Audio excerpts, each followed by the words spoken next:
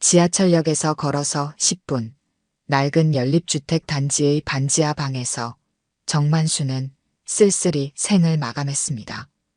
이웃의 신고로 도착한 경찰은 문을 열자마자 숨이 턱 막히는 냄새에 얼굴을 찌푸렸습니다. 겨울이 아니었다면 더 오래 방치되었을지도 모를 일이었죠. 사망 추정 시점은 3일 전인 것 같습니다. 의료진의 간단한 검시가 끝나고 경찰은 신원 확인을 위해 방 안을 수색했습니다. 낡은 옷장 안에는 오래된 신분증과 함께 누렇게 변색된 수형 증명서가 보관되어 있었어요. 박경위는 이를 살펴보며 중얼거렸습니다. 정만수 80세. 전과 기록 있네요. 이제는 퇴색되어 읽기 어려운 종이에는 30년도 더 된 날짜와 함께 폭행, 상해 등의 죄목이 적혀 있었습니다. 하지만 그것보다 박경위의 시선을 더 끈 것은 벽장 깊숙이 정리되어 있던 3권의 스크랩북이었죠. 이게 뭐지? 첫 번째 스크랩북을 열자 정연하게 오려붙인 신문 기사들이 나왔습니다. 상단에는 날짜와 신문사 이름이 꼼꼼하게 기록되어 있었어요. 2010년 3월 15일 마이너스 서울중앙지방법원 정우현 판사 임명.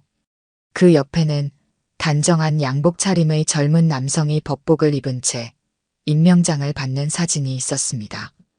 두 번째 스크랩북에는 정윤서 변호사, 대형 로펌 합류라는 제목의 기사가 있었고, 세 번째에는 정성우 교수 흉부외과 최고 권위자로 인정받아라는 헤드라인이 눈에 들어왔습니다.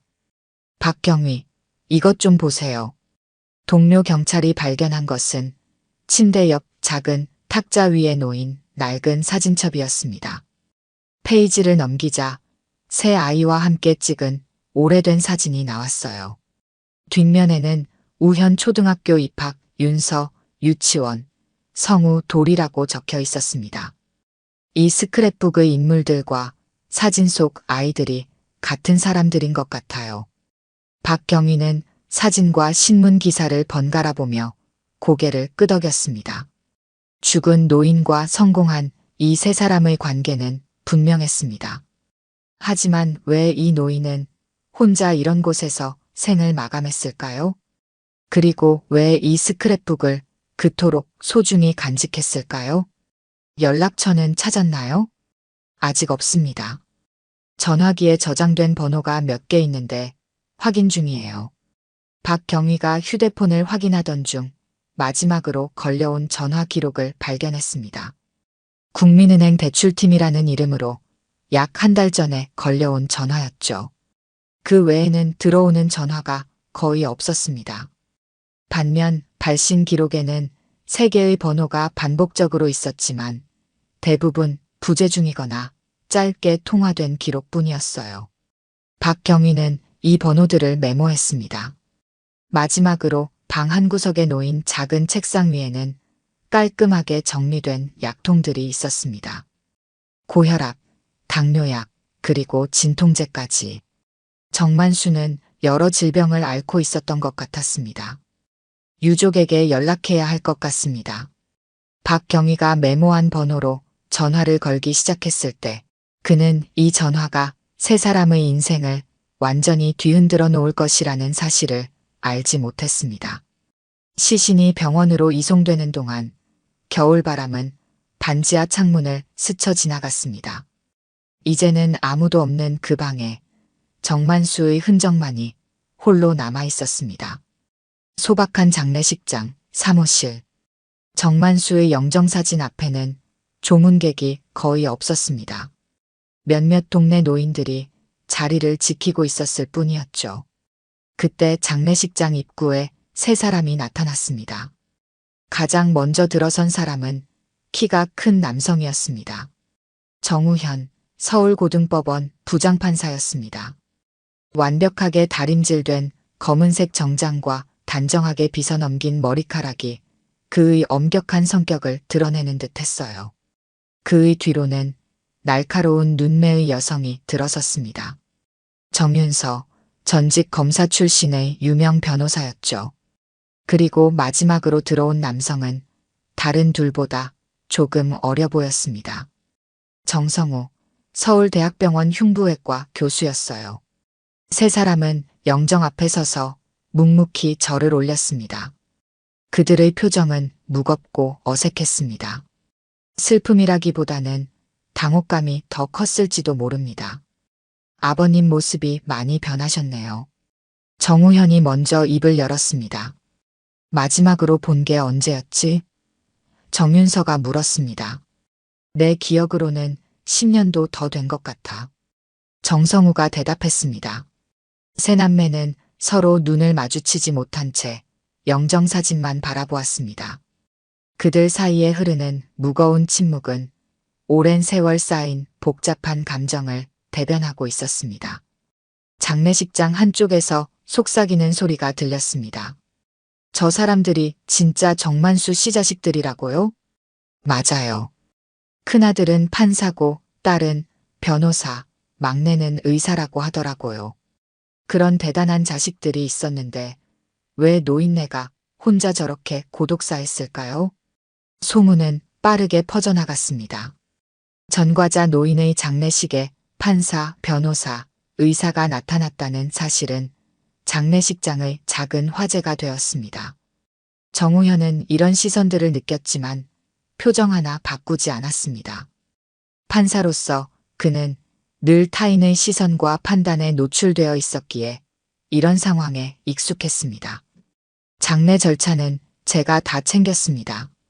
장례 지도사가 다가와 정중히 말했습니다. 고인의 유품은 저쪽에 정리해 두었습니다. 정윤서가 먼저 유품 상자로 다가갔습니다. 그녀는 변호사로서의 냉철함으로 상황을 직시하려 했습니다. 상자 안에는 경찰이 발견한 스크랩북과 사진첩, 그리고 몇 가지 개인 소지품들이 있었습니다. 이게 뭐지? 정윤서가 스크랩북을 꺼내 펼쳤습니다. 그녀의 얼굴이 순간 굳어졌습니다. 이거 나 관련된 기사들이야. 정우현과 정성우도 다가와 각자의 이름이 적힌 스크랩북을 확인했습니다. 정성우의 눈가가 붉어졌습니다. 아버지가 이걸 모으고 계셨다니. 정성우의 목소리가 살짝 떨렸습니다. 경찰에 따르면 고인은 별다른 유언을 남기지 않으셨고 장례 비용도 통장에 남아있던 얼마 안 되는 돈이 전부라고 합니다. 장례 지도사가 말했습니다. 그리고 이웃분들에 따르면 고인은 최근 몇 년간 거의 혼자 지내셨다고 합니다. 이 말을 듣던 정우현의 턱이 경직되었습니다.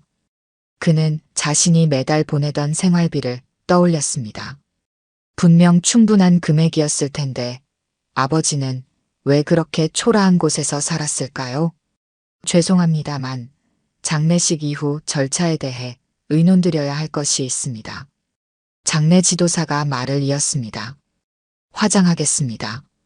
정우현이 단호하게 말했습니다. 그리고 유골은 제가 모시겠습니다.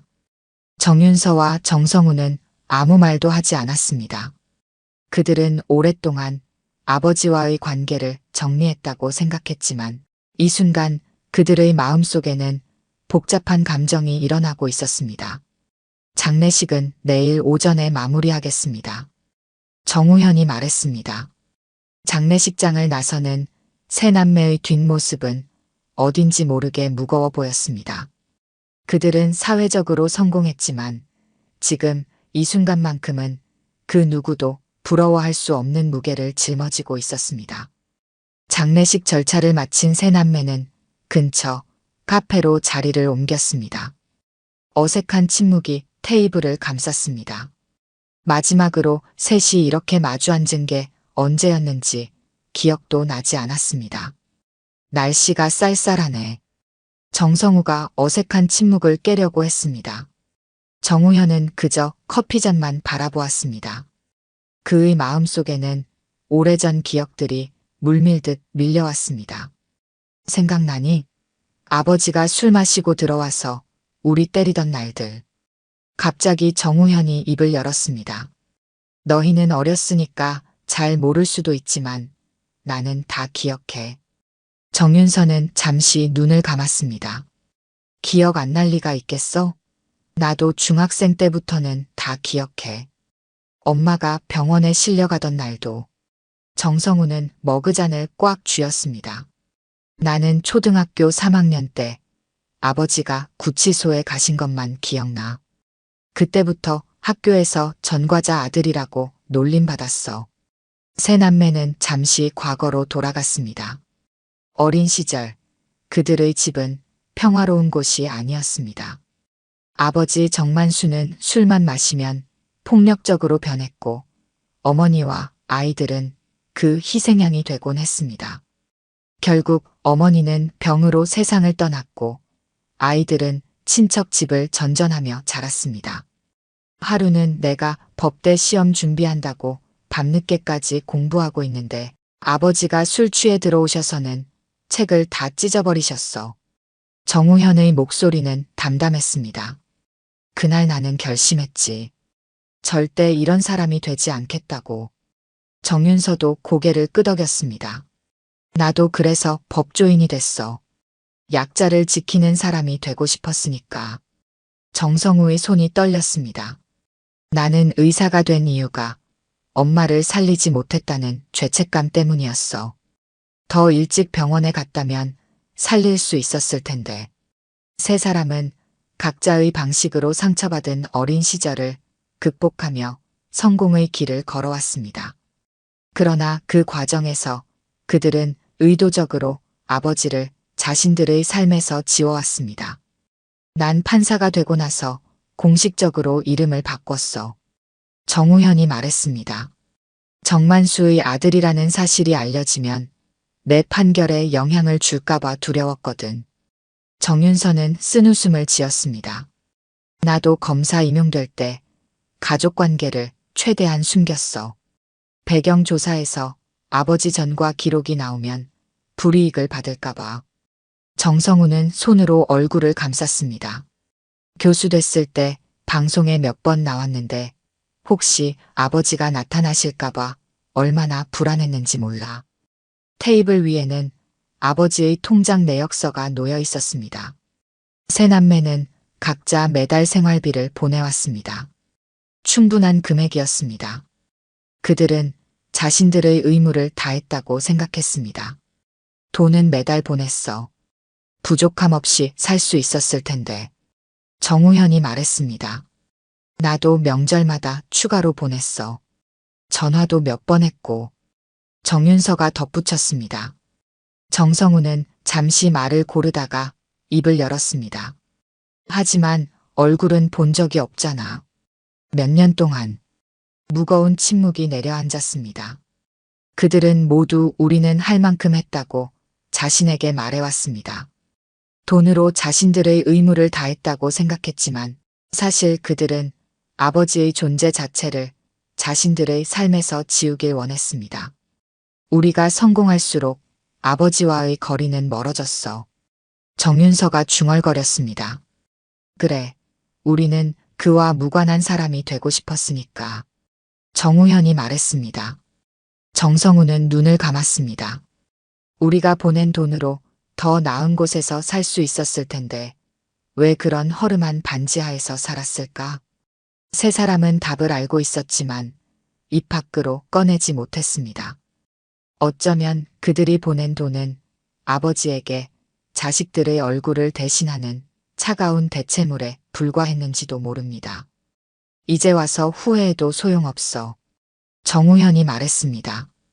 우리는 각자의 삶으로 돌아가면 돼. 하지만 그의 목소리에는 확신이 없었습니다. 세 남매의 마음속에는 이미 무언가가 변하기 시작했습니다. 다음 날 아침, 세 남매는 아버지의 반지하 집을 정리하기 위해 모였습니다. 정우현이 열쇠로 문을 열자 차가운 공기가 그들을 맞이했습니다. 방은 깨끗했지만 쓸쓸함이 가득했습니다. 생각보다 깔끔하네. 정윤서가 방 안을 둘러보며 말했습니다. 정성우는 작은 부엌으로 향했습니다. 냉장고 안에는 얼마 되지 않는 음식들이 있었고 싱크대는 말끔히 정리되어 있었습니다. 벽에 걸린 달력에는 병원 방문 일정이 꼼꼼히 표시되어 있었습니다. 아버지가 몸이 많이 안 좋으셨나 봐. 병원 다니신 기록이 많아. 정성우가 달력을 살펴보며 말했습니다. 정우현은 작은 책상 앞에 앉았습니다. 그곳에는 경찰이 전달한 유품 상자가 놓여 있었습니다. 정우현은 상자를 열고 그 안의 물건들을 하나씩 꺼내기 시작했습니다. 이게 뭐지? 정우현이 낡은 가계부를 들어 올렸습니다. 가계부를 펼치자 꼼꼼한 글씨체로 기록된 내용이 눈에 띄었습니다. 매달 정기적으로 들어오는 세 남매의 송금 내역과 지출 내역이 상세히 기록되어 있었습니다. 2월 15일 우현이 변호사 개업 축하 케이크 3만 원. 정우현이 한 줄을 읽었습니다. 그의 목소리가 떨렸습니다. 이게 무슨 뜻이지? 정윤서가 다가와 가계부를 넘겨보았습니다. 4월 8일 윤서 판사 임명기사 오려붙임. 액자 구입 2만 5천 원. 그녀의 얼굴이 창백해졌습니다. 정성우도 가계부를 보았습니다. 12월 3일 성우 교수 TV 출연 5분. 눈물 나. 녹화 테이프 구입 5천 원. 세 남매는 말을 잇지 못했습니다. 가계부에는 그들이 보낸 돈으로 아버지가 무엇을 했는지 상세히 적혀 있었습니다. 매달 들어오는 돈의 대부분은 그들과 관련된 물건을 사는데 쓰였습니다. 신문 구독료, 그들이 출연한 TV 프로그램을 녹화하기 위한 테이프 구입비, 그들의 성공을 축하하는 작은 케이크 비용까지. 아버지가 이런 식으로 돈을 쓰셨다니. 정윤서의 목소리가 떨렸습니다. 정성우는 다른 유품들을 살펴보았습니다. 그의 손에 들린 것은 반쯤 쓰인 편지였습니다. 이건 편지인가 봐. 우리에게 쓰신 것 같은데. 정성우가 말했습니다. 편지를 읽기 시작한 세 남매의 표정이 점점 굳어갔습니다. 사랑하는 우현, 윤서, 성우에게. 내가 이 편지를 쓰는 이유는 언젠가 너희들에게 전하고 싶은 말이 있어서야. 우선 아버지로서 너희에게 해준 것이 없어 미안하다. 내가 자랑스러워할 자격이 있는지는 모르겠지만 너희들이 이렇게 훌륭하게 자라준 것이 내 인생 최고의 자랑이란다. 정우현의 목소리가 흔들렸습니다. 어릴 적 너희에게 상처 준 기억들, 아직도 내 가슴을 찢어놓는구나. 용서받을 수 있을지 모르겠다. 하지만 그 후로 30년 넘게 술 한 모금도 마시지 않았어. 너희가 내게 등을 돌릴 때도 이해했다. 그게 내가 받아야 할 벌이라고 생각했으니까. 정윤서의 눈에 눈물이 맺혔습니다. 나는 너희 인생에서 지워진 이름이지만 너희는 내 생의 전부였다. 마지막 문장을 읽은 정성우의 목소리가 끊어졌습니다. 방 안에 침묵이 내려앉았습니다. 그들이 아버지에 대해 알고 있던 모든 것이 흔들리고 있었습니다. 정우현은 스크랩북을 다시 집어들었습니다. 이제 보니 그 안에는 단순한 신문 기사만 있는 게 아니었습니다. 각 기사마다 아버지의 꼼꼼한 메모가 적혀 있었습니다. 우현이 판결, 정의롭고 현명하다. 아들이 자랑스럽다. 윤서, 약자를 위해 싸우는 변호사가 되었구나. 내 어머니가 보면 얼마나 기뻐했을까. 성우의 의술, 얼마나 많은 생명을 구했을까. 내 아들이 이런 사람이 되다니. 정성우는 벽장 속에서 작은 상자를 발견했습니다. 그 안에는 세 남매가 어린 시절 아버지에게 그려준 그림들과 편지들이 고이 보관되어 있었습니다. 그중 하나는 정성우가 9살 때 쓴 편지였습니다. 아빠, 빨리 나와서 집에 오세요. 사랑해요. 정성우의 손이 떨렸습니다. 아버지는 그가 보냈던 모든 것을 간직하고 있었습니다. 방 안 구석구석에서 그들은 아버지가 남긴 흔적들을 발견했습니다. 세 남매의 성공을 자랑스러워하고 사랑했던 아버지의 모습이 그 안에 담겨 있었습니다. 정우현은 창가에 서서 밖을 바라보았습니다. 창문 너머로 보이는 좁은 골목길. 이곳이 아버지가 마지막까지 살았던 곳이었습니다. 우리는 아버지에 대해 아무것도 몰랐구나. 정우현이 중얼거렸습니다. 세 남매의 마음속에는 아버지의 진짜 모습을 알지 못했다는, 그리고 이제는 너무 늦었다는 깊은 후회가 자리 잡기 시작했습니다. 아버지의 장례식이 끝나고 며칠이 지났습니다. 정우현은 휴가를 내고 아버지의 집을 정리하는 일을 계속했습니다. 그는 재판장으로서 수많은 사건을 다루며 감정을 억누르는데 익숙했지만 아버지의 유품을 정리하는 일은 그의 단단한 방어막을 조금씩 허물고 있었습니다. 그날 오후 누군가 문을 두드렸습니다. 문을 열자 작은 체구의 노인이 서 있었습니다. 혹시 정만수 씨 아들이신가요? 네, 그렇습니다. 저는 옆 동네에 사는 김복래라고 합니다. 만수 씨와는 20년 넘게 알고 지냈어요. 정우현은 김복래 할머니를 방 안으로 초대했습니다. 할머니는 방 안을 둘러보며 쓸쓸한 미소를 지었습니다. 만수 씨가 갑자기 가셔서 장례식에도 못 갔네요. 옛날 허리 다쳐서 멀리 못 가거든요. 정우현은 차를 내오며 물었습니다. 아버지와 어떻게 알게 되셨나요? 노인정에서 만났죠. 만수 씨가 나이 드신 분들 도시락 봉사 오셨거든요. 정우현의 눈이 커졌습니다. 봉사요? 그럼요. 30년 넘게 매주 오셨어요. 술은 한 방울도 안 드시고 그냥 봉사만 하셨지. 정우현의 손에서 찻잔이 흔들렸습니다. 30년이면 그가 고등학교를 졸업하고 집을 나온 시점과 비슷했습니다. 저희가 알던 아버지와는 좀 다른 모습인데요. 김복래 할머니는 고개를 끄덕였습니다. 다들 그렇게 말해요. 만수 씨가 젊었을 때는 성격이 난폭했다고. 하지만 제가 알던 30년 동안은 정말 다정하고 온화한 분이셨어요. 정윤서와 정성우도 할머니의 이야기를 듣기 위해 불려왔습니다. 세 남매는 김복래 할머니의 말에 충격을 받았습니다. 아버지가 정말 그렇게 변하셨다고요? 정윤서가 물었습니다. 네, 만수 씨는 항상 말씀하셨어요. 내가 젊었을 때 큰 실수를 했는데 이젠 그걸 갚아나가는 중이라고요. 정성우는 아버지의 달력을 다시 살펴보았습니다. 거기엔 병원 방문 날짜뿐만 아니라 노인정 봉사, 복지관 배식 도움이라는 메모도 빼곡했습니다. 아버지가 아프셨다면서요? 정성우가 물었습니다. 김복래 할머니는 한숨을 쉬었습니다. 작년부터 많이 안 좋으셨어요. 폐가 안 좋다고 하셨죠. 병원에도 몇 번 가셨는데 애들한테 폐 될까봐 그냥 집에 돌아오셨다고 하셨어요. 정성우의 얼굴이 창백해졌습니다. 그는 흉부외과 의사였습니다. 아버지의 병을 알았더라면 도울 수 있었을 텐데.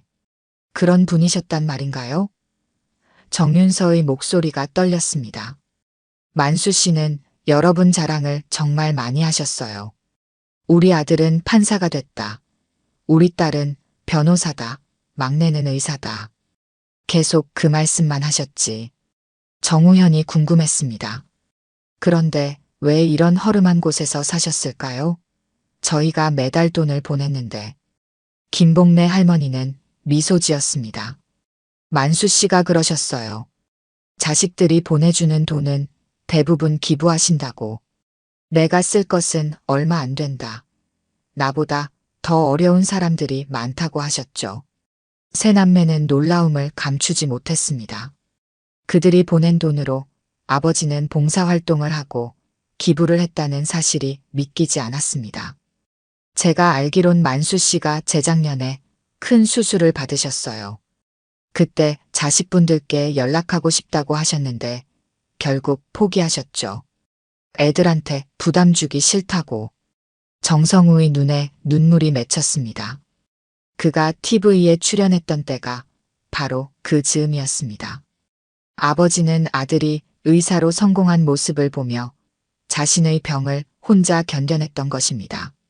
아버지 장례식 때 노인정 사람들이 많이 오지 못했네요. 다들 거동이 불편해서요.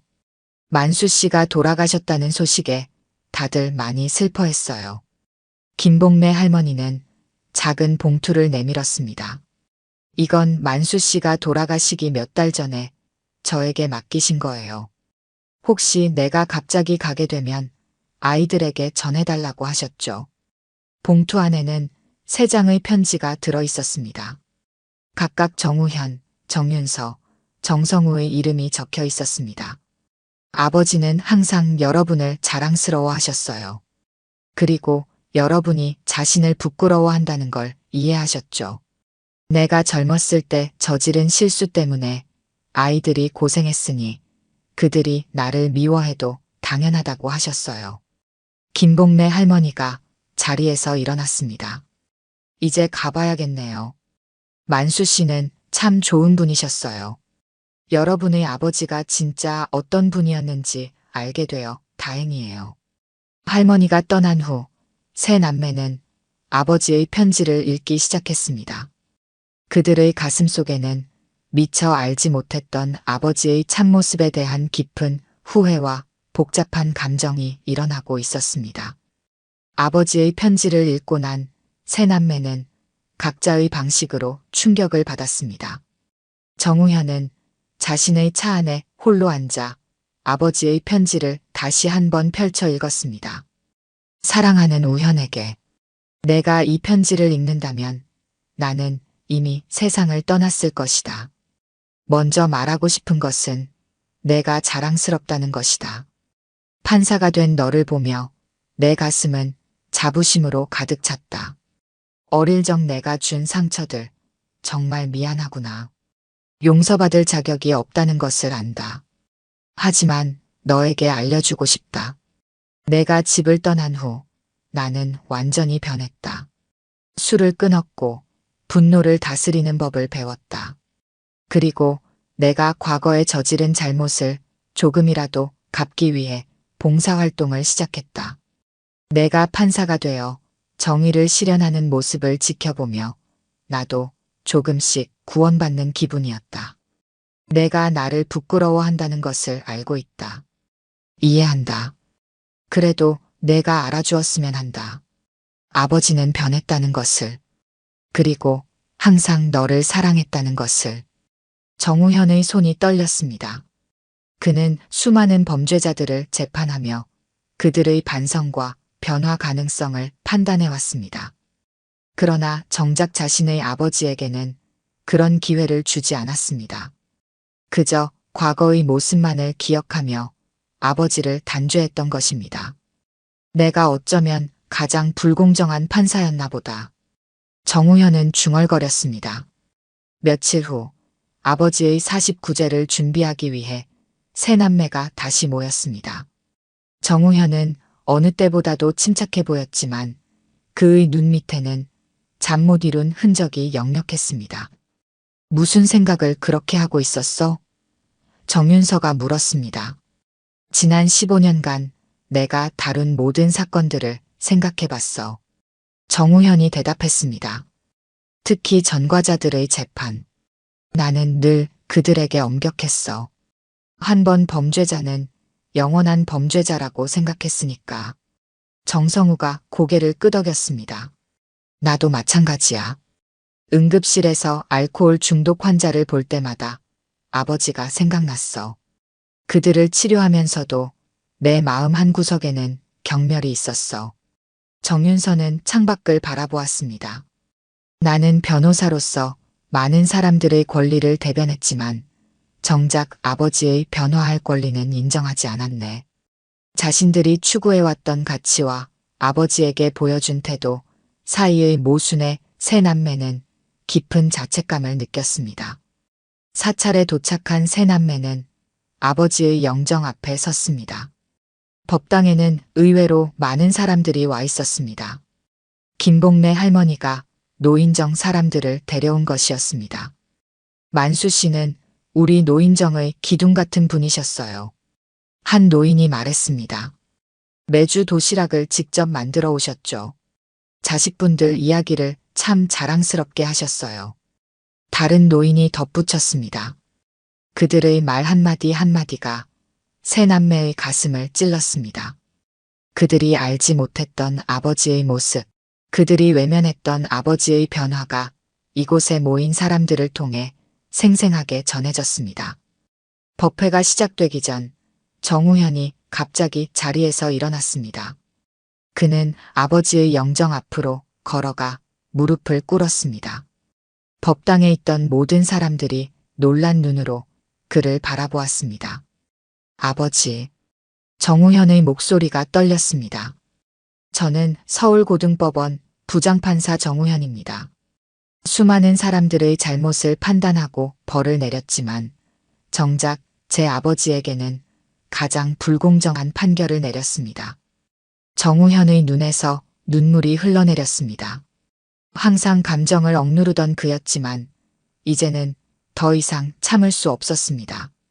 내가 법을 지킨다고 믿었지만 정작 내 아버지 앞에선 정의롭지 못했습니다. 아버지의 변화를 믿지 않았고 용서할 기회도 주지 않았습니다. 정우현은 목이 메어 말을 잇지 못했습니다. 그의 어깨가 흔들렸습니다. 아버지가 저에게 보내신 편지에는 용서를 구하는 내용이 있었습니다.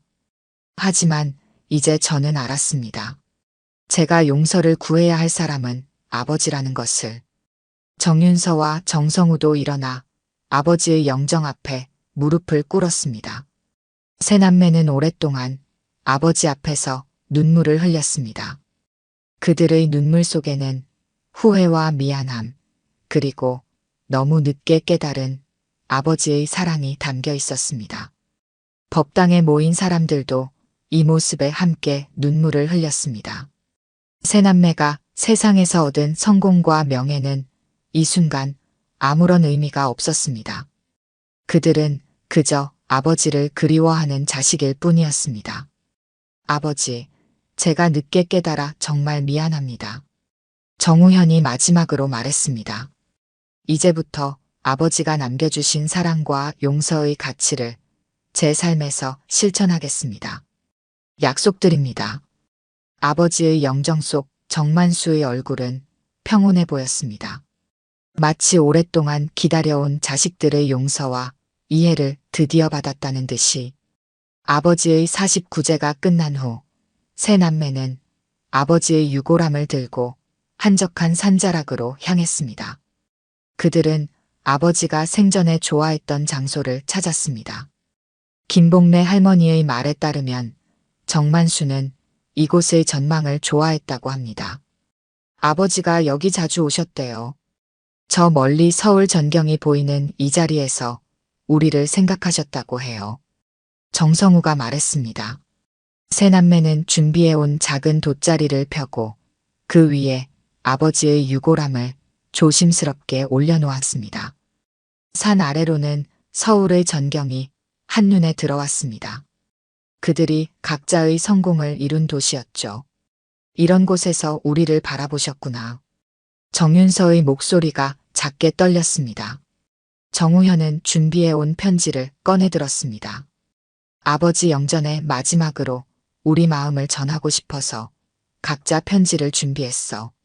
세 남매는 아버지의 유골함 앞에 무릎을 꿇고 앉았습니다. 정우현이 먼저 입을 열었습니다. 아버지, 저는 판사가 되어 많은 사람들의 죄와 벌을 저울질했습니다. 그러나 정작 아버지에게는 가장 가혹한 판결을 내렸습니다. 변화의 기회도 주지 않고 오래된 죄만으로 아버지를 단죄했습니다. 정우현의 목소리는 평소의 권위 있는 톤이 아니었습니다. 그저 아버지 앞에 선 한 아들의 떨리는 목소리였습니다. 법정에서 저는 늘 증거에 기반한 판단을 중요시했습니다. 그러나 아버지에 대해서는 30년 전의 기억만을 증거로 삼았습니다. 아버지의 변화와 노력은 전혀 보지 않았죠. 제가 믿어온 정의의 원칙을 아버지에게만은 적용하지 않았습니다. 정우현은 손에 든 편지를 천천히 읽어내려갔습니다. 이제야 깨달았습니다. 진정한 정의는 단죄만이 아니라 용서와 화해의 가능성을 믿는 것임을. 아버지는 그것을 삶으로 보여주셨는데 저는 보지 못했습니다.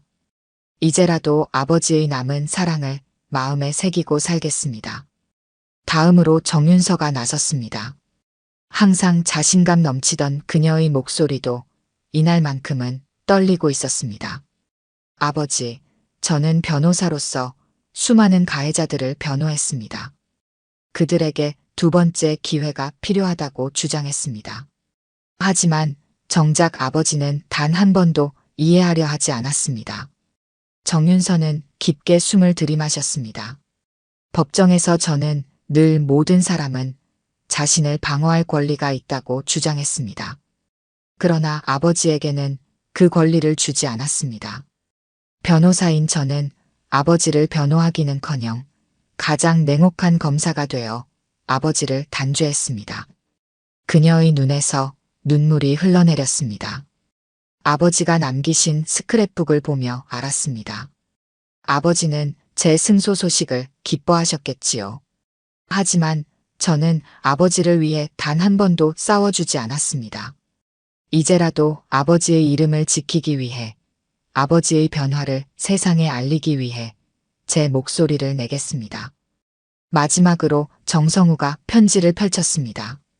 의사인 그는 평소 감정을 잘 드러내지 않았지만 이날만큼은 달랐습니다.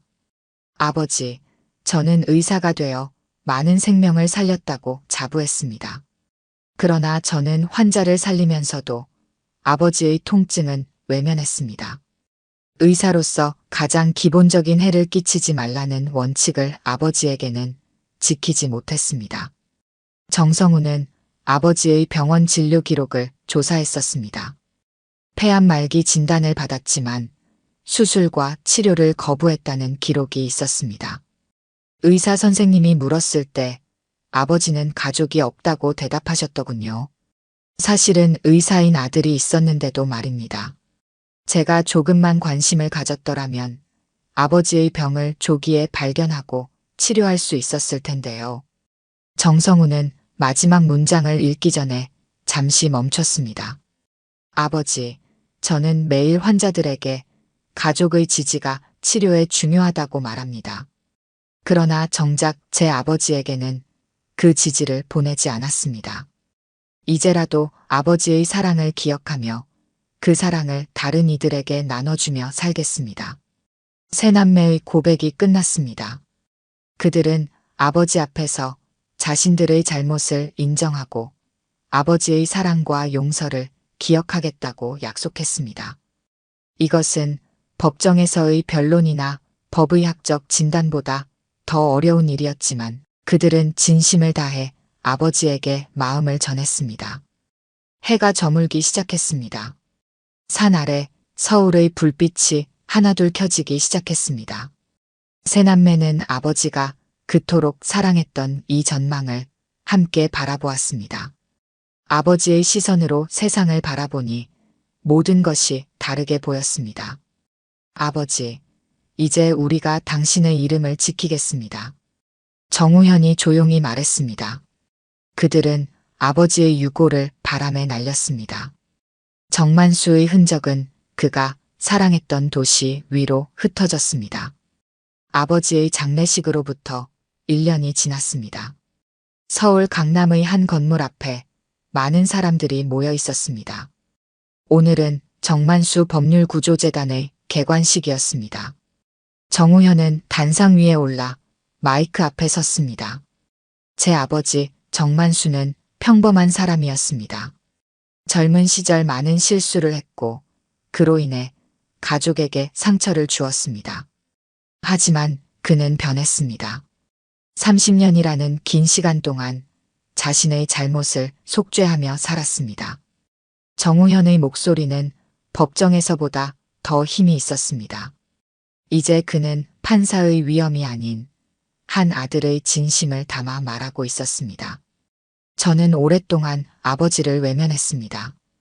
법을 지키는 사람으로서 정의를 추구한다고 생각했지만 정작 제 아버지에게는 불공정했습니다. 이 재단은 제 아버지의 이름을 기리며 제가 저지른 잘못을 조금이나마 바로잡기 위한 것입니다.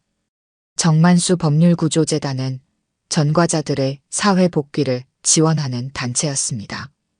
전과자들에게 법률 상담, 직업 교육, 사회 적응 프로그램을 제공하는 것이 주요 사업이었습니다. 정우현은 자신의 재산 상당 부분을 출연했고 여러 법조인들의 참여도 이끌어냈습니다. 같은 시간 서울의 다른 한 구석에서는 정윤서가 가족회복 무료 상담소의 문을 열었습니다. 이곳은 가정폭력의 가해자와 피해자 모두를 위한 상담 및 중재 공간이었습니다. 저희 아버지는 젊은 시절 가정폭력의 가해자였습니다. 정윤서가 개소식에서 말했습니다. 하지만 그는 변화했고 우리 가족은 그 변화를 알아주지 못했습니다. 이곳은 가족관계의 회복을 돕고 누구에게나 변화의 기회가 있음을 믿는 공간입니다. 정윤서는 자신의 로펌 일을 줄이고 상담소 일에 더 많은 시간을 할애했습니다. 그녀는 이전처럼 승소만을 위한 변호사가 아니라 진정한 화해와 회복을 돕는 중재자가 되기로 했습니다. 서울대학병원에서는 정성우가 정만수 노인의료센터를 설립했습니다. 이 센터는 경제적으로 어려운 노인들을 위한 무상 진료 서비스를 제공했고 특히 말기 암 환자들에게 호스피스 케어를 지원했습니다. 제 아버지는 폐암 말기였지만 자식들에게 부담을 주기 싫어 홀로 싸우셨습니다. 정성우의 목소리는 떨렸습니다. 어느 누구도 병마와 홀로 싸우지 않도록 모든 환자에게 가족 같은 지지와 따뜻한 돌봄을 제공하겠습니다. 세 남매는 각자의 방식으로 아버지의 이름을 기리고 그의 정신을 이어나갔습니다. 그들이 직접 설계한 정만수 기념관에는 아버지가 30년간 모아온 스크랩북과 사진들이 전시되어 있었습니다. 그곳에는 세 남매의 성공 스토리뿐만 아니라 정만수의 봉사활동과 변화의 여정도 함께 담겨 있었습니다. 기념관 로비에는 특별한 공간이 마련되어 있었습니다. 정만수의 방이라 이름 붙은 이 공간은 아버지가 살았던 반지하 단칸방을 그대로 재현한 것이었습니다. 방 안에는 아버지가 사용하던 소박한 가구들과 세 자녀의 사진, 그리고 스크랩북이 놓여 있었습니다. 정우현은 가끔 이 방에 들어와 앉아있곤 했습니다. 아버지의 시선으로 세상을 바라보려고 노력했습니다. 그는 이제 재판에서도 범죄자들에게 더 많은 이해와 두 번째 기회를 주려고 했습니다. 정윤서는 변호사로서 의뢰인들에게 법적 승리만이 아닌 진정한 화해와 회복을 위한 조언을 해주었습니다. 특히 가정 문제를 다룰 때는 더 많은 시간과 정성을 쏟았습니다. 정성우는 병원에서 환자를 대할 때 늘 그들의 가족 상황을 살폈습니다. 환자가 혼자라면 병원의 지원 시스템을 연결해 주었고 그 자신이 직접 찾아가 위로해 주기도 했습니다. 세 남매는 매년 아버지의 기일에 함께 모였습니다. 처음에는 아버지의 묘소를 찾았지만 그들은 점차 아버지가 봉사하던 노인정과 복지관을 방문하기 시작했습니다. 그곳에서 그들은 아버지의 진정한 모습을 더 많이 발견할 수 있었습니다. 우리 만수 씨가 살아계셨다면 얼마나 자랑스러워 하셨을까. 김복래 할머니가 말했습니다. 자식들이 이렇게 훌륭한 일을 하고 있으니. 세 남매는 미소 지었습니다. 그들은 이제 아버지의 자랑스러운 자녀가 되기 위해 노력하고 있었습니다. 자신들의 성공이 아닌 아버지의 사랑과 용서를 이어나가는 것으로. 5년이 지난 어느 봄날 세 남매는 아버지가 좋아했던 그 산자락에 다시 모였습니다. 그들은 아버지가 그토록 자랑스러워했던 서울의 전경을 바라보았습니다. 아버지, 보고 계신가요? 정우현이 중얼거렸습니다. 우리가 조금은 나아졌나요? 봄바람이 세 남매의 머리카락을 살짝 흔들었습니다. 아마도 그것은 아버지의 대답이었을지도 모릅니다. 정우현, 정윤서, 정성우는 묵묵히 고개를 숙였습니다. 그들은 이제 성공한 판사, 변호사, 의사가 아니었습니다. 그저 아버지를 그리워하는 세 자녀였을 뿐입니다. 아버지 정만수의 이름은 이제 더 이상 지워진 이름이 아니었습니다. 그의 이름은 수많은 사람들의 삶을 변화시키는 희망의 상징이 되었습니다. 법을 지킨 세 자녀들은 비로소 아버지에게 정의로워졌고 아버지의 사랑은 세상을 향한 더 큰 사랑으로 퍼져나갔습니다. 오늘 들려드린 이야기가 여러분의 마음에 작은 울림이 되었기를 바랍니다. 이야기가 좋으셨다면 좋아요와 구독 부탁드려요. 다음 사연을 들려드리는데 큰 힘이 된답니다. 그리고 여러분의 이야기도 댓글로 들려주세요. 다음 이야기 때 또 뵙겠습니다. 서울 외곽 구석진 곳에 자리한 동네 시장은 재개발 예정지로 지정된 지 오래였습니다. 낡은 천막과 녹슨 철제 프레임들이 시장 골목을 따라 줄지어 서 있었고 시간이 멈춘 듯한 정적이 흐르는 곳이었죠. 그런 삭막한 풍경 속에서도 유독 따뜻한 기운이 감도는 한 구석이 있었습니다. 할머니, 오늘도 도시락 챙겨주시는 거예요? 12살쯤 되어 보이는 소년 민호가 작은 좌판 앞에 서 있는 윤정의 할머니에게 다가왔습니다. 윤정의 할머니의 낡은 좌판 위에는 정성스럽게 포장된 도시락 10개가 가지런히 놓여 있었어요. 그럼 오늘은 특별히 계란말이도 넣었단다. 윤정의 할머니는 희끗한 머리를 단정하게 묶고 깨끗하지만 오래된 앞치마를 두르고 있었습니다. 나이가 지긋해 보이는 얼굴에는 세월의 흔적이 고스란히 담겨 있었지만 눈빛만은 또렷했죠. 민호는 고개를 끄덕이며 할머니의 손길을 기다렸습니다. 민호야, 어제는 학교 갔니? 윤정의 할머니가 도시락을 건네며 물었습니다. 그녀의 목소리는 조용했지만 단호했어요. 민호는 잠시 머뭇거리다가 고개를 저었습니다. 가기 싫었어요. 민호가 말을 흐리자 윤정의 할머니는 한숨을 내쉬었습니다. 이 아이는 부모님이 지방에서 일하느라 할머니와 단둘이 살고 있었죠. 요즘은 학교에 잘 가지 않는다는 소문이 들려왔습니다. 내일은 꼭 가거라. 공부해야 네 앞길이 열리는 법이야. 할머니의 말에 민호는 대답 없이 도시락만 꼭 쥐었습니다.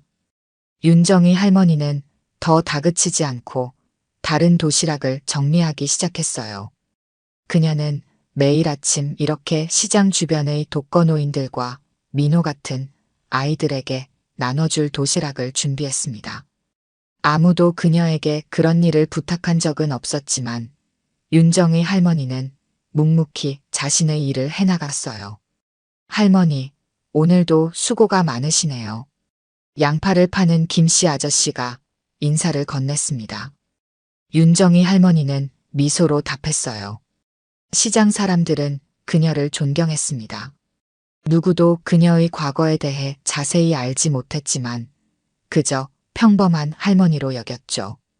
거동이 불편한 노인들에게 도시락을 배달하고 시장 구석구석을 청소하며 가끔은 상인들의 고민도 들어주는 사람이었습니다. 김 씨는 오늘도 일찍 나왔네요. 손주 학비 마련하느라 고생이 많죠. 윤정의 할머니의 말에 김 씨는 쓴웃음을 지었습니다. 그녀는 시장 사람들의 사정을 모두 꿰고 있는 듯 했어요. 누구에게나 따뜻하게 대했고 그 어떤 일에도 나서서 해결하려 들지 않았습니다. 그저 조용히 자신의 자리를 지키며 할 수 있는 일을 했을 뿐이었죠. 그날 오후 시장 분위기가 갑자기 삭막해졌습니다. 검은색 승용차 세대가 시장 입구에 나란히 주차되었고 검은 정장을 입은 젊은 남자들이 내렸어요. 그들의 걸음걸이에서 위압감이 느껴졌습니다. 저 사람들 또 왔네. 김 씨가 작게 중얼거렸습니다. 윤정이 할머니는 말없이 남은 도시락을 정리하며 그들을 힐끗 바라보았어요. 세 명의 남자는 시장 상인들의 눈치를 살피며 천천히 걸어왔습니다. 그중 앞서 걷던 남자가 윤정이 할머니의 좌판 앞에서 멈춰 섰어요. 또 여기서 뭐 하시는 거예요? 여기 곧 철거 들어간다고 몇 번을 말씀드려요. 남자의 목소리는 거칠었습니다. 윤정이 할머니는 고개를 들어 그를 바라보았지만 아무 말도 하지 않았어요. 그저 도시락을 싸던 손을 멈추었을 뿐이었죠. 이봐요, 할머니. 이제 이 구역은 우리 형님 소유가 됐다고요. 좋게 말할 때 정리하고 나가세요. 윤정이 할머니는 여전히 침묵을 지켰습니다. 주변 상인들은 불안한 눈빛으로 그 상황을 지켜보았어요. 시장 재개발을 추진하는 업체와 연결된 조직의 사람들이란 것을 모두가 알고 있었지만 누구도 나서서 말릴 용기가 없었습니다. 아직도 저기 청년 쉼터랑 무료 급식소 지키겠다고 버티시는 거예요? 나이 처먹고 자리나 차지하고 누가 무서워한다고. 남자의 말은 점점 거칠어졌습니다. 윤정이 할머니의 눈빛이 잠시 흔들렸지만 곧 평온을 되찾았어요. 그녀는 조용히 도시락 포장을 마무리하고 자리에서 일어났습니다. 시간이 됐네요. 도시락 배달할 시간이에요. 그녀의 말에 남자는 어이없다는 표정을 지었습니다. 윤정이 할머니는 그를 지나쳐 도시락 바구니를 들고 걸어갔어요. 그 모습이 어쩐지 위태롭게 보였지만 그녀의 등은 꼿꼿했습니다. 오랜 세월을 이겨낸 사람처럼, 그리고 더 많은 것을 견뎌낼 수 있는 사람처럼 말이죠. 시장 사람들은 그날도 윤정이 할머니가 무사히 돌아오기를 바라며 각자의 자리로 돌아갔습니다. 아무도 알지 못했지만 그녀의 과거와 현재 사이에는 깊은 골이 있었고 그 골을 메우기 위해 그녀는 오늘도 묵묵히 걸어가고 있었어요. 다음 날 시장은 평소보다 조용했습니다. 상인들은 어제 있었던 일을 아직도 기억하고 있었고 불안한 기색이 역력했죠. 윤정이 할머니는 늘 그랬듯 이른 아침부터 좌판을 펴고 도시락을 준비하고 있었습니다. 손놀림은 지난 날과 다름없이 정확하고 능숙했어요. 할머니, 저 사람들 때문에 걱정 안 되세요? 옆 좌판에서 과일을 파는 박 씨가 조심스레 물었습니다. 윤정이 할머니는 잠시 손을 멈추고 생각에 잠겼어요. 세상 일이란 게 다 그렇지 않나요? 오늘 할 일이나 제대로 하면 그만이에요. 할머니의 담담한 대답에 박 씨는 고개를 끄덕였지만 여전히 불안해 보였습니다. 시장 재개발 문제는 이미 몇 달째 지속되고 있었어요. 대부분의 상인들은 보상금을 받고 떠날 준비를 하고 있었지만 윤정이 할머니가 운영하는 청년 쉼터와 무료 급식소는 문제였습니다. 그곳은 법적으로 보호받을 수 있는 시설도 아니었고 보상 대상도 아니었죠. 어제 그 사람들 말로는 이번 주까지만 시간을 준다고 하더라고요. 박 씨의 말에 윤정이 할머니는 미소만 지었습니다. 그녀에게는 자신만의 계획이 있는 듯 했어요. 반찬통에 계란말이를 담으며 말했습니다. 걱정 마세요. 세상 일이 꼭 주먹으로만 해결되는 건 아니니까요. 윤정이 할머니의 말에 묘한 힘이 실려 있었습니다. 마치 오랜 세월 동안 많은 것을 겪어온 사람의 여유로움 같았죠. 박 씨는 더 이상 묻지 않고 자신의 일로 돌아갔습니다. 오전이 지나고 점심시간이 되자 시장은 다시 활기를 띠기 시작했어요. 근처 공장과 사무실에서 점심을 먹으러 온 사람들로 골목이 붐볐습니다. 윤정이 할머니는 도시락을 모두 포장하고 배달 준비를 하고 있었어요. 그때였습니다. 검은 승용차 세대가 다시 시장 입구에 나타났어요. 어제와 같은 남자들이 내렸고 이번에는 더 많은 사람들이 함께했습니다. 그들 중 리더로 보이는 남자는 30살 정도로 보였고 날카로운 눈매와 단단한 체격을 가지고 있었어요. 찬호야, 오늘은 확실히 정리해. 리더가 젊은 남자에게 말했습니다. 찬호라 불린 남자는 고개를 끄덕이며 몇몇 사람들을 이끌고 시장 안으로 들어왔어요. 그들은 상인들에게 각각 통지서를 나눠주기 시작했습니다. 이제 이 구역 철거 들어갑니다. 빨리빨리 치우세요. 내일까지예요. 찬호의 목소리는 차갑고 단호했습니다. 상인들은 두려움에 떨며 통지서를 받아들었어요. 아무도 저항하지 못했습니다. 드디어 그들이 윤정이 할머니의 좌판 앞에 도착했을 때 할머니는 도시락 바구니를 들고 막 자리를 떠나려던 참이었어요. 할머니, 어디 가세요? 이거 받으셔야죠. 찬호가 통지서를 내밀었습니다. 윤정이 할머니는 그를 바라보았지만 받지 않았어요. 나는 받을 필요 없어요. 내가 있는 곳은 시장이 아니라 시장 뒤편 공터예요. 거기는 아직 개발 구역에 포함되지 않았죠. 할머니의 말에 찬호는 눈썹을 찌푸렸습니다. 그의 뒤에 있던 다른 남자가 앞으로 나섰어요.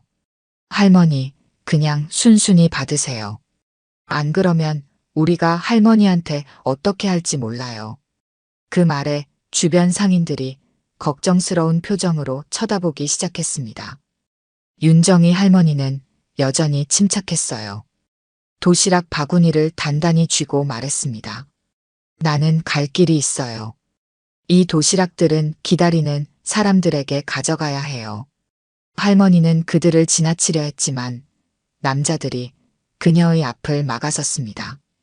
찬호가 다시 한번 통지서를 내밀었어요. 할머니, 우리도 일하는 사람이에요. 협조 좀 해주세요. 윤정이 할머니는 한숨을 내쉬었습니다. 그녀의 눈에 잠시 피로가 스쳤지만 곧 다시 단호한 표정으로 돌아왔어요. 내가 말했잖아요. 내가 있는 곳은 개발 구역이 아니라고. 법을 알아요. 시장 뒤편 공터는 아직 구청 소유지예요. 구청에서 허가한 청년 쉼터와 무료 급식소가 있는 곳이죠. 할머니의 말에 찬호는 당황한 기색을 보였습니다. 그는 리더에게 시선을 돌렸고 리더는 불쾌한 표정으로 직접 다가왔어요. 할머니, 그냥 받으세요. 우리도 참을성이 있는 데까지예요. 리더의 목소리에는 위협이 담겨 있었습니다. 윤정이 할머니는 전혀 동요하지 않았어요.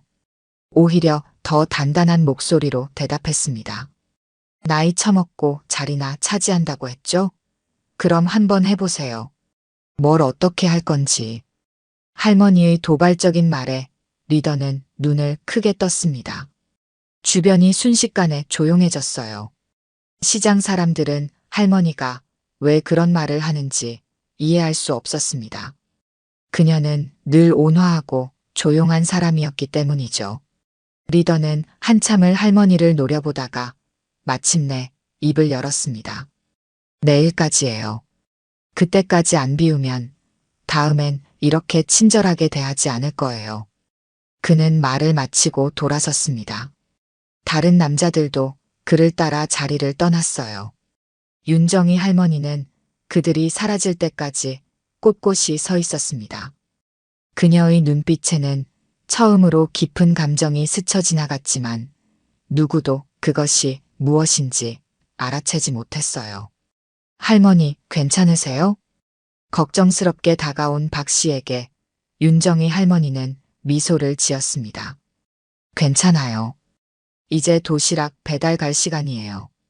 그녀는 도시락 바구니를 들고 시장을 빠져나갔습니다. 뒤로는 불안에 떠는 상인들과 점점 더 커지는 갈등의 그림자가 남아 있었어요. 하지만 윤정이 할머니의 걸음은 여전히 흔들림이 없었습니다. 마치 오랜 세월 동안 이보다 더한 일들을 겪어온 사람처럼 말이죠. 이틀 후 시장은 예상치 못한 긴장감으로 가득했습니다. 위협적인 통보에도 불구하고 윤정이 할머니는 평소와 다름없이 좌판을 열고 도시락을 준비했어요. 상인들은 그녀의 용기에 놀라워하면서도 걱정스러운 눈빛을 보냈습니다. 할머니, 오늘은 좀 쉬시는 게 어떨까요? 어제 그 사람들이 또 온다고 했잖아요. 과일 가게 박 씨가 조심스럽게 말을 건넸습니다. 윤정이 할머니는 밥을 담던 손을 멈추지 않은 채 대답했습니다. 박 씨는 걱정하지 말고 과일이나 잘 팔아요. 내가 여기서 도시락 안 만들면 오늘 급식소에 오는 아이들은 누가 챙겨주겠어요? 그녀의 말에 박 씨는 말문이 막혔습니다. 윤정이 할머니의 급식소는 시장 뒤편 작은 공터에 있었고 매일 점심때면 인근의 어려운 아이들과 노인들이 모여들었어요. 그곳이 없어진다면 그들은 어디서 끼니를 해결할지 막막했습니다. 근데 할머니, 어제 그 사람들 정말 무서웠어요. 그렇게 눈을 부라리는데. 윤정이 할머니는 식은 죽 먹기라는 듯 웃으며 말했습니다. 내가 살아온 세월에 그런 눈빛 많이 봤어요. 두렵지 않아요. 그녀의 말에는 묘한 무게감이 있었습니다. 마치 오랜 시간 누군가와 대립해온 사람의 여유로움 같았죠. 박 씨는 더 묻지 않고 자리로 돌아갔습니다. 정오가 가까워오자 윤정이 할머니는 도시락을 모두 준비하고 큰 바구니에 담았습니다. 15개의 도시락이 가지런히 놓였어요. 그녀는 바구니를 들고 시장을 빠져나가 뒷골목으로 향했습니다. 그곳에는 낡은 컨테이너 2개를 이어붙인 작은 건물이 있었어요. 벽면에는 청년 쉼터와 무료 급식소라고 쓰인 간판이 달려 있었습니다. 윤정이 할머니가 도착했을 때 이미 5명의 아이들과 몇몇 노인들이 기다리고 있었어요. 그 중에는 민호도 있었습니다. 할머니, 제가 도와드릴게요. 민호가 달려와 바구니를 받아들었습니다. 윤정이 할머니는 고맙다는 듯 미소를 지었어요. 그들이 함께 급식소로 들어가려는 순간 검은 승용차 3대가 골목 입구에 나타났습니다. 저 사람들 또 왔어. 민호가 작은 목소리로 말했습니다. 윤정이 할머니는 아이의 어깨를 토닥이며 말했어요. 민호야, 너는 먼저 들어가. 도시락 풀어놓고 다른 아이들도 불러. 민호는 불안한 눈빛으로 할머니를 바라보다가 급식소 안으로 들어갔습니다. 윤정이 할머니는 그 자리에 서서 다가오는 남자들을 기다렸어요. 어제 보았던 리더와 찬호를 포함한 5명의 남자들이 그녀에게 다가왔습니다. 리더는 무표정한 얼굴로 주변을 둘러보더니 컨테이너 건물을 가리켰어요. 이게 할머니가 그렇게 지키려는 곳이에요? 이런 허름한 곳을? 윤정이 할머니는 담담하게 대답했습니다. 여기가 내 전부예요. 여기서 아이들에게 밥도 주고 공부도 가르쳐요. 나 같은 노인들이 모여서 이야기도 나누고요. 리더는 비웃듯 웃었습니다. 할머니, 우리가 어제 말했잖아요. 오늘까지 비우라고. 좋게 말할 때 그냥 비우세요. 이런 것 때문에 큰 사업이 지연되면 곤란해요. 윤정이 할머니는 눈 하나 깜짝하지 않고 그를 마주 보았습니다. 나는 여기서 안 나가요. 여기는 구청에서 허가받은 시설이에요. 당신들이 함부로 할 수 없어요. 리더의 얼굴이 점점 붉어졌습니다. 그는 뒤에 있던 다른 남자들을 향해 고개를 끄덕였어요. 그중 한 명이 앞으로 나서며 말했습니다. 할머니, 우리도 참을성이 있는 데까지예요. 이제 그만 고집 부리세요. 윤정이 할머니는 여전히 자리를 지켰습니다. 그녀의 눈에는 두려움이 아닌 결연함이 담겨 있었어요. 나는 내 자리에서 할 일을 할 뿐이에요. 당신들도 할 일이 있으면 하세요. 그 말에 리더의 인내심이 한계에 달한 듯 했습니다. 그는 찬호를 향해 고개를 끄덕였어요. 찬호는 잠시 망설이는 듯 했지만 곧 윤정의 할머니에게 다가갔습니다. 할머니, 마지막으로 말씀드립니다. 여기서 나가세요.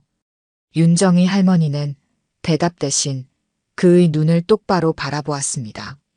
찬호의 눈빛이 흔들렸지만 그는 임무를 수행해야 했어요. 그가 할머니의 팔을 잡으려 했을 때 급식소 문이 열리고 민호가 뛰어나왔습니다.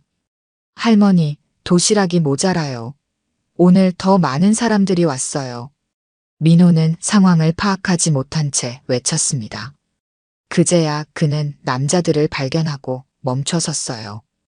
윤정희 할머니는 급히 민호에게 손짓했습니다. 민호야, 들어가 있어.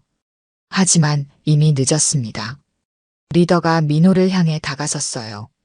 이런, 어린 꼬마도 있네. 할머니 덕분에 오늘 재미있는 구경을 하게 됐구나. 그의 말에 윤정희 할머니의 표정이 처음으로 변했습니다. 그녀는 민호와 리더 사이에 서서 단호하게 말했어요. 아이한테는 손대지 마세요. 그녀의 목소리에 처음으로 날이 서 있었습니다. 리더는 이상한 듯 그녀를 바라보았어요. 그는 윤정희 할머니의 변화를 느꼈지만 그것이 무엇인지 알 수 없었습니다. 할머니가 이러시면 우리도 어쩔 수 없어요. 리더의 신호에 따라 찬호를 제외한 다른 남자들이 급식소 안으로 들어가기 시작했습니다. 윤정희 할머니는 그들을 막으려 했지만 한 남자가 그녀를 거칠게 밀쳤어요. 그녀는 중심을 잃고 바닥에 넘어졌습니다. 할머니, 민호가 달려와 윤정희 할머니를 부축했습니다. 할머니의 팔꿈치가 긁혀 피가 났어요. 그녀는 아파하는 기색 없이 일어나려 했지만 또 다른 남자가 그녀 앞에 서서 막았습니다. 이따위 동정질 하러 왜 나왔어요? 그냥 편하게 집에나 계시지. 그의 말에 윤정희 할머니의 눈에 섬광이 번쩍였습니다. 그녀는 천천히 자리에서 일어났어요. 민호의 부축을 뿌리치고 홀로 서서 주변을 둘러보았습니다. 급식소 안에서는 아이들과 노인들의 놀란 표정이 보였고 밖에서는 조직원들이 그녀를 둘러싸고 있었어요. 윤정희 할머니는 깊은 한숨을 내쉬었습니다. 그녀의 눈빛이 변했어요. 이제 그 눈에는 오랜 세월 동안 감춰온 무언가가 서서히 깨어나고 있었습니다. 민호야, 안으로 들어가렴. 할머니가 금방 따라갈게. 민호는 불안한 눈빛으로 할머니를 바라보았지만 그녀의 단호한 목소리에 순순히 급식소 안으로 들어갔습니다. 윤정희 할머니는 그를 바라보다가 다시 남자들을 향해 돌아섰어요. 당신들은 내가 누군지 모르는 모양이구나. 그녀의 목소리는 더 이상 평범한 할머니의 목소리가 아니었습니다. 그 한마디에 남자들이 잠시 멈춰서서 그녀를 바라보았어요. 리더가 앞으로 나서며 물었습니다. 할머니가 누구시길래요? 윤정희 할머니는 대답하지 않았습니다. 그저 천천히 자신의 셔츠 소매를 걷어올리기 시작했어요. 그 모습이 너무나 의미심장해 보여 모두가 숨을 죽였습니다. 무언가 중요한 순간이 다가오고 있다는 것을 그들은 본능적으로 느꼈어요. 시간이 멈춘 듯 했습니다. 윤정희 할머니의 손이 천천히 셔츠 소매를 걷어올리는 동안 주변의 모든 소리가 사라진 것 같았어요. 조직원들은 그녀의 행동을 의아한 눈빛으로 지켜보았습니다. 찬호는 본능적으로 한 걸음 물러섰죠. 지금 뭐 하시는 거예요, 할머니? 리더가 짜증 섞인 목소리로 물었지만 윤정희 할머니는 대답하지 않았습니다. 그녀의 표정은 이제 완전히 달라져 있었어요. 주름진 얼굴에는 평소의 온화함 대신 단단한 결의가 담겨 있었습니다. 윤정희 할머니는 소매를 걷어올린 후 천천히 몸을 돌렸습니다. 그리고 셔츠의 등 부분을 살짝 들어 올렸어요. 그 순간 모든 사람의 시선이 할머니의 허리 부분에 고정되었습니다. 그곳에는 희미하게 남아있는 문신이 있었어요. 오랜 세월이 지나 색이 바랬지만 그 형태는 여전히 선명했습니다.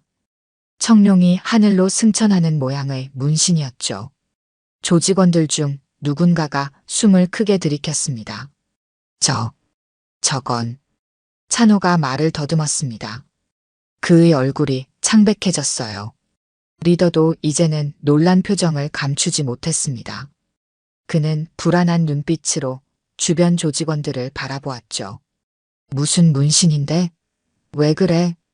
리더가 찬호에게 물었습니다. 찬호는 대답하지 못하고 그저 할머니를 바라볼 뿐이었어요. 윤정이 할머니는 천천히 셔츠를 내리고 다시 그들을 향해 돌아섰습니다. 모르는 모양이구나. 할머니의 목소리는 놀라울 정도로 침착했습니다. 그녀는 잠시 생각에 잠기는 듯 했다가 다시 입을 열었어요. 너희 조직의 윗사람에게 물어보렴. 청룡파 정한수라는 이름을 알고 있을 테니. 그 이름을 듣는 순간 조직원들 사이에서 작은 술렁임이 일었습니다. 가장 나이 많아 보이는 조직원이 앞으로 나섰어요. 그는 50대 중반쯤 되어 보였고 지금까지 뒤에서 상황을 지켜보기만 했습니다. 형님, 이 문신, 설마 청룡파 정한수 형님, 그분, 부인? 그의 목소리는 떨리고 있었습니다. 윤정이 할머니의 입가에 희미한 미소가 스쳤어요. 오래전 일이지. 단 한마디에 공기가 얼어붙었습니다. 나이든 조직원은 뒤로 물러서다가 그대로 무릎을 꿇었어요. 그의 행동에 다른 조직원들도 혼란스러운 표정을 지었습니다. 박 대리, 뭐 하는 거예요? 왜 갑자기? 리더가 당황해서 물었지만 박 대리는 고개를 숙인 채 대답했습니다. 이분은 우리가 함부로 할 수 있는 분이 아닙니다. 청룡파 정한수 형님은 1990년대 이 지역을 장악했던 전설적인 조직의 보스였습니다. 그리고 이분은 박 대리는 말을 이을 수 없었습니다. 그의 눈에는 이상하게도 눈물이 고여 있었어요. 윤정이 할머니는 그런 그를 조용히 바라보았습니다. 박영수 맞지? 너 아버지 박진호와 닮았구나. 할머니의 말에 박 대리는 놀란 듯 고개를 들었습니다. 그의 눈에 불현듯 깨달음이 스쳤어요. 그분의 부인이셨습니다. 저희 형님을 지켜주신 분입니다. 박 대리의 목소리는 떨리고 있었습니다. 그는 천천히 일어나 다른 조직원들을 향해 돌아섰어요. 이분은 청룡파 정한수 형님의 부인이십니다. 형님이 돌아가신 후 조직을 와해시키고 떠나셨던 분이죠. 하지만 그 전에 형님이 잡혀 들어갔을 때 조직원들의 가족을 모두 보살펴 주셨습니다. 제 아버지도 형님을 따라 감옥에 갔을 때 우리 가족을 지켜주신 분입니다. 박 대리의 설명에 다른 조직원들의 표정이 달라졌습니다. 찬호는 충격받은 표정으로 윤정이 할머니를 바라보았고 리더는 당혹감을 감추지 못했어요. 내가 누구였는지는 중요하지 않아. 이제는 그저 이 아이들과 노인들에게 밥 한 끼 챙겨주는 평범한 할머니일 뿐이야. 그녀의 목소리는 다시 부드러워졌지만 그 안에는 여전히 단단한 권위가 느껴졌습니다. 할머니는 한 걸음 앞으로 나섰어요. 이 청년 쉼터와 급식소는 내가 남편을 잃고 새 삶을 시작하면서 만든 곳이야. 나는 오래전 그 세계에서 손 뗐어. 사람들한테 존경받는 것보다 평범한 할머니로 조용히 살아가는 게 소원이었지. 할머니의 말에 박 대리의 눈에 다시 눈물이 고였습니다. 그는 깊이 고개를 숙이며 말했어요. 죄송합니다. 정말 죄송합니다. 저희가 몰랐습니다. 윤정이 할머니는 한숨을 내쉬었습니다. 이제 알았으니 돌아가렴. 여기는 건드리지 말고. 그녀의 말에 박 대리는 즉시 고개를 끄덕였습니다. 그는 리더를 향해 말했어요. 우리가 철수해야 합니다. 이곳은 우리가 손댈 수 있는 곳이 아닙니다. 리더는 혼란스러운 표정으로 박 대리와 윤정의 할머니를 번갈아 바라보았습니다. 그는 무언가 말하려다가 입을 다물었어요. 상황이 자신의 통제를 벗어났다는 것을 직감한 듯 했습니다. 알겠습니다. 오늘은 여기까지 하죠. 리더는 마지못해 대답했습니다. 그는 다른 조직원들에게 손짓하며 자리를 떠나라는 신호를 보냈어요. 조직원들은 윤정희 할머니에게 고개를 숙인 채 하나둘 물러갔습니다. 찬호만이 그 자리에 남아 할머니를 바라보고 있었습니다. 그의 눈에는 복잡한 감정이 담겨 있었어요. 찬호야, 가자. 리더가 그를 불렀지만 찬호는 움직이지 않았습니다. 그는 마치 무언가를 묻고 싶은 듯 입을 열었다가 다시 다물었어요. 윤정희 할머니는 그런 찬호를 조용히 바라보았습니다.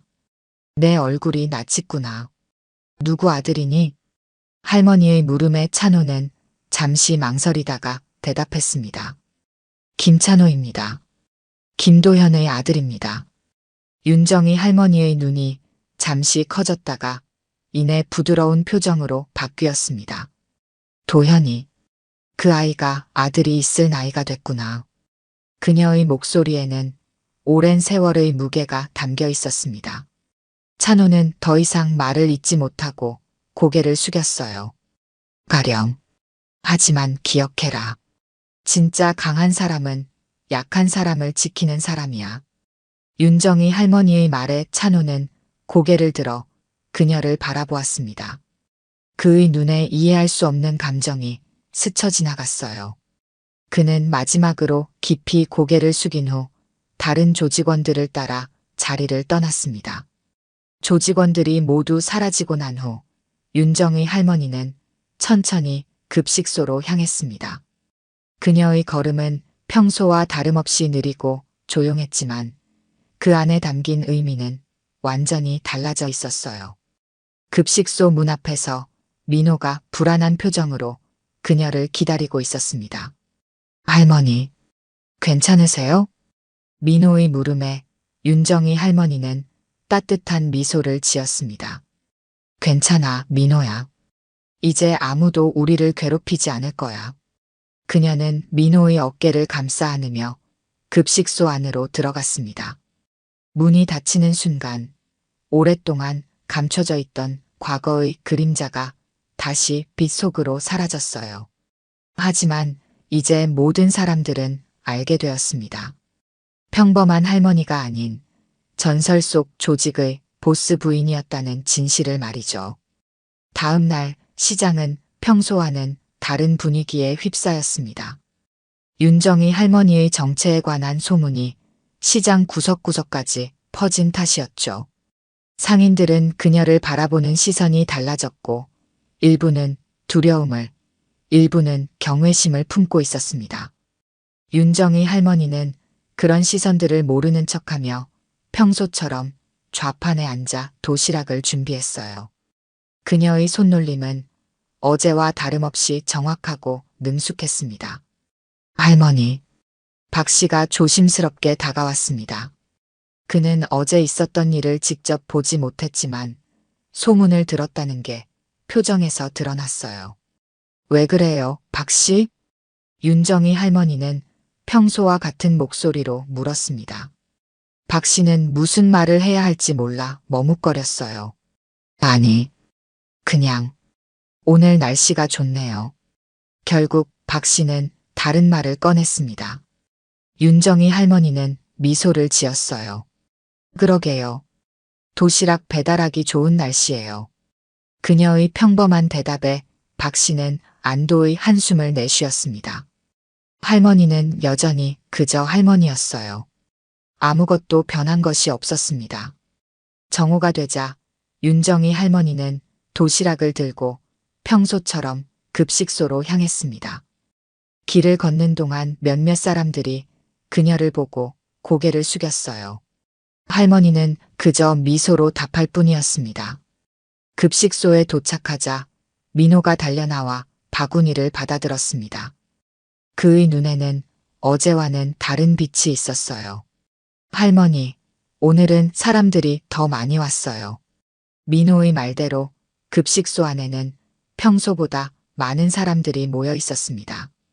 낯선 얼굴도 보였어요.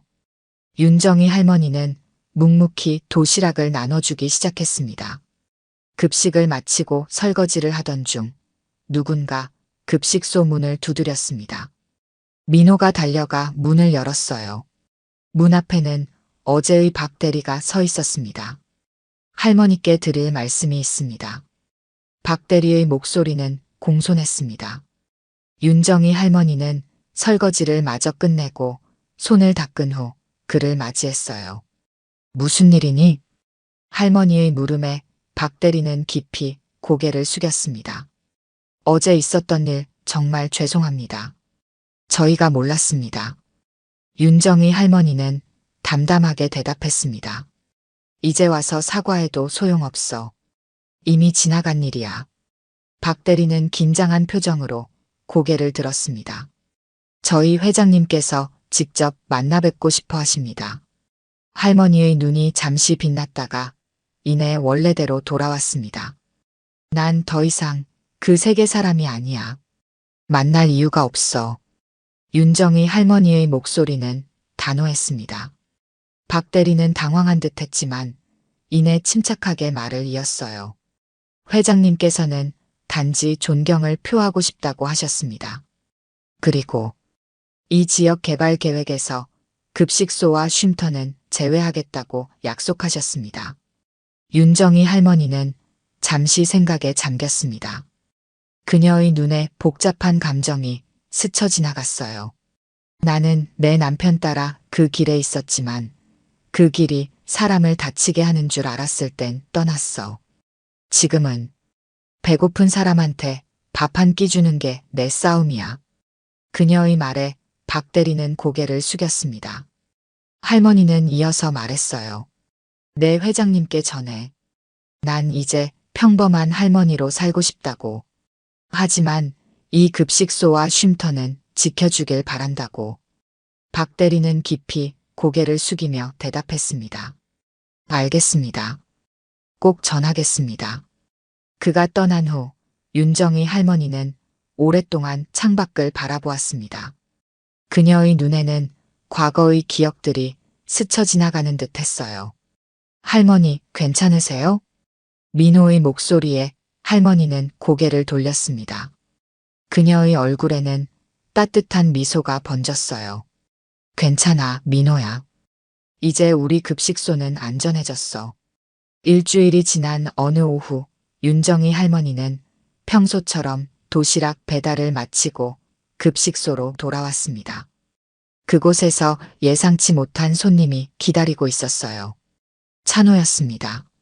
그는 혼자 급식소 앞 벤치에 앉아 있었고 할머니를 보자 벌떡 일어났습니다. 할머니. 찬호의 목소리는 평소의 거친 톤과 달리 부드러웠습니다. 윤정이 할머니는 그를 잠시 바라보다가 급식소 문을 열었어요. 들어오렴.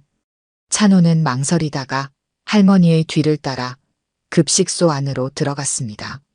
내부는 생각보다 깔끔했고 따뜻한 분위기가 느껴졌어요. 벽에는 아이들의 그림이 가득했고 작은 책장에는 다양한 책들이 꽂혀 있었습니다. 차라도 한잔 할래? 윤정이 할머니의 물음에 찬호는 고개를 끄덕였습니다. 그녀는 주전자에 물을 올리고 찬호에게 자리를 권했어요. 찬호는 어색하게 의자에 앉았습니다. 무슨 일로 왔니? 할머니의 직접적인 질문에 찬호는 잠시 당황했습니다. 그는 주머니에서 봉투 하나를 꺼내 할머니에게 내밀었어요. 드릴 게 있어서요. 윤정이 할머니는 봉투를 받아들고 열어보았습니다. 안에는 시장 상인들의 서명이 담긴 문서와 구청 탄원서가 들어있었어요. 이게 뭐니? 할머니가 물었습니다. 찬호는 깊은 숨을 들이쉬고 대답했어요. 시장 재개발에서 이 급식소와 쉼터 부지를 제외해달라는 탄원서입니다. 상인들 서명도 받았고 구청에도 이미 제출했어요. 윤정이 할머니의 눈이 커졌습니다. 그녀는 서류를 자세히 살펴보았어요. 어르신, 도와드리고 싶어요. 찬호의 목소리는 진심이 담겨 있었습니다. 할머니는 서류를 내려놓고 그를 바라보았어요. 왜? 단 한마디 질문에 찬호는 고개를 숙였습니다. 잠시 침묵이 흐른 후 그가 입을 열었어요. 제 아버지, 김도현은 할머니에 대해 자주 말씀하셨습니다. 아버지가 조직에서 위험에 처했을 때 할머니께서 구해주셨다고요.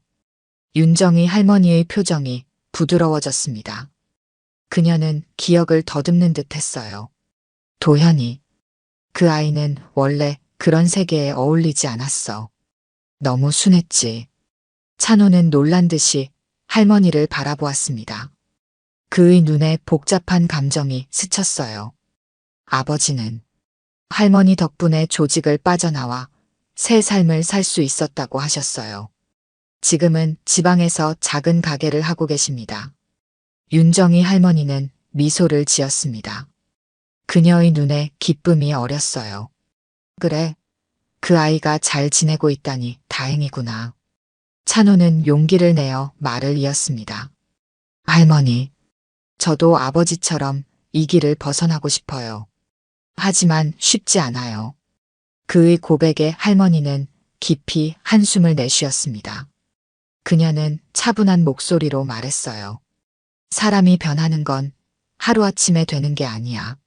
하지만 첫걸음을 떼는 건 지금 이 순간일 수도 있어. 찬호의 눈에 결의가 서렸습니다. 그는 고개를 끄덕였어요. 도와드리고 싶습니다. 뭐든지 말씀해 주세요. 윤정이 할머니는 따뜻한 차를 찬호에게 건넸습니다. 그녀의 눈빛은 평화로웠어요. 그럼 내일부터 도시락 배달 좀 도와주렴. 무거워서 혼자 들기 힘들어. 찬호는 잠시 놀랐다가 웃음을 터뜨렸습니다. 그것은 오랜만에 짓는 진심 어린 웃음이었어요. 알겠습니다, 할머니. 다음 날 아침 시장 사람들은 놀라운 광경을 목격했습니다. 윤정이 할머니의 좌판 앞에 검은 정장 차림의 젊은 남자가 서 있었던 것이죠. 찬호였습니다. 그는 어색한 표정으로 할머니의 도시락 준비를 돕고 있었어요. 이거 여기 넣으면 되나요? 찬호가 계란말이를 들고 물었습니다. 윤정이 할머니는 미소를 지으며 고개를 끄덕였어요. 그래, 반찬은 따로 담아야 한다. 주변 상인들은 이 광경을 의아한 눈빛으로 바라보았습니다. 며칠 전만 해도 할머니를 위협하던 조직원이 이제는 도시락 준비를 돕고 있다니 믿기 힘든 일이었죠. 할머니, 도시락 몇 개나 더 준비할까요? 찬호의 물음에 할머니는 잠시 생각에 잠겼습니다. 오늘은 20개 정도 필요할 것 같구나. 급식소에 오는 아이들이 늘었거든. 찬호는 고개를 끄덕이며 더 열심히 도시락을 챙겼습니다. 그의 손놀림은 서툴렀지만 진심이 담겨 있었어요. 정오가 되자 윤정이 할머니와 찬호는 함께 도시락을 들고 급식소로 향했습니다. 길을 걷는 동안 찬호는 주변 시선을 의식한 듯 어깨를 움츠렸어요.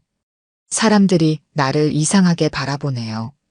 찬호가 작은 목소리로 말했습니다. 윤정이 할머니는 담담하게 대답했어요. 사람은 변할 수 있어.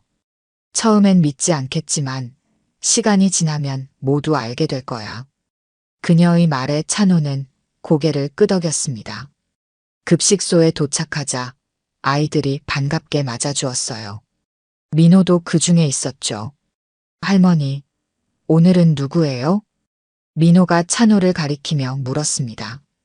윤정이 할머니는 미소를 지으며 대답했어요. 새로운 도움이란다. 이제 할머니 혼자 무거운 것 들지 않아도 되겠구나. 민호는 의심스러운 눈빛으로 찬호를 바라보았습니다. 찬호는 어색하게 웃으며 도시락 바구니를 내려놓았어요. 할머니 도시락 하나 더 싸드릴까요? 찬호의 말에 아이들이 웃음을 터뜨렸습니다. 윤정이 할머니도 따뜻한 미소를 지었어요.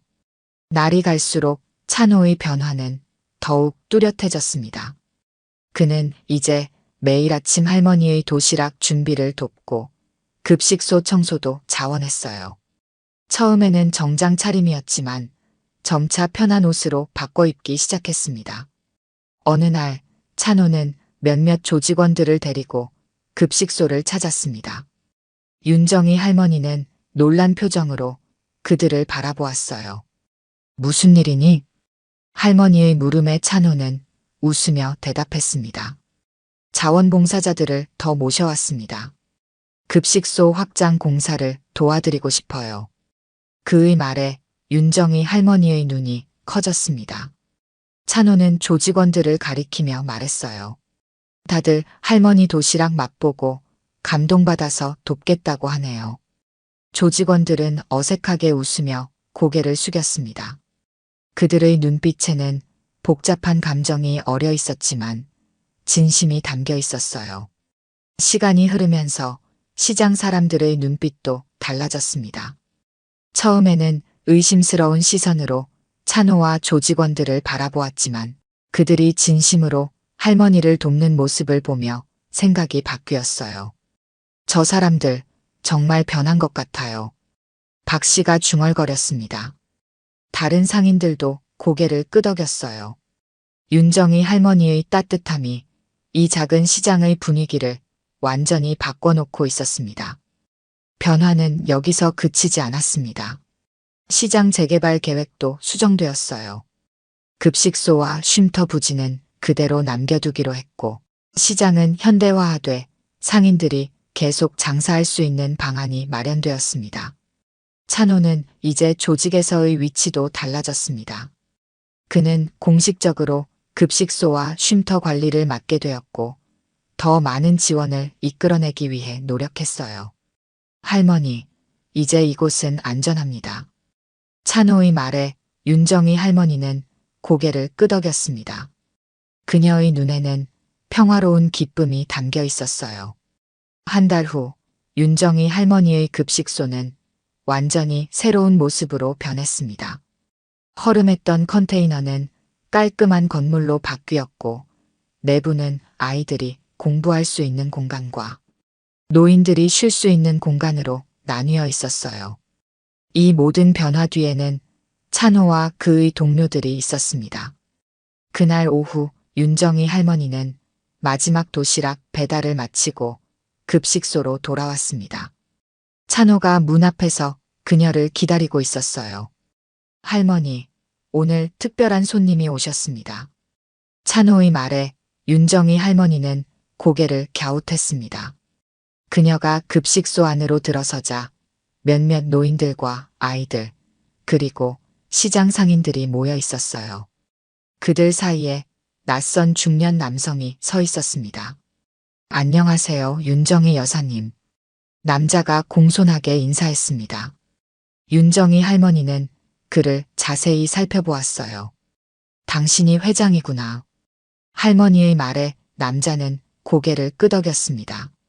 그는 윤정이 할머니에게 깊이 고개를 숙였어요. 오랫동안 뵙고 싶었습니다. 정한수 회장님의 부인이신 분을. 윤정이 할머니는 담담하게 대답했습니다. 그건 오래전 일이야. 이제 그냥 평범한 할머니일 뿐이야. 회장의 눈에 존경심이 어렸습니다. 그는 작은 상자 하나를 건넸어요. 이것은 정한수 회장님이 남기신 물건입니다. 마땅히 여사님께 돌아가야 할 것들이죠. 윤정이 할머니는 망설이다가 상자를 받아들었습니다. 그 안에는 오래된 사진 한 장과 작은 비단 스카프가 들어 있었어요. 스카프에는 청룡이 하늘로 승천하는 모양이 수놓아져 있었습니다. 한수가. 할머니의 목소리가 살짝 떨렸습니다. 그녀는 스카프를 조심스럽게 만졌어요. 회장은 공손하게 말을 이었습니다. 이제 저희는 떠나겠습니다.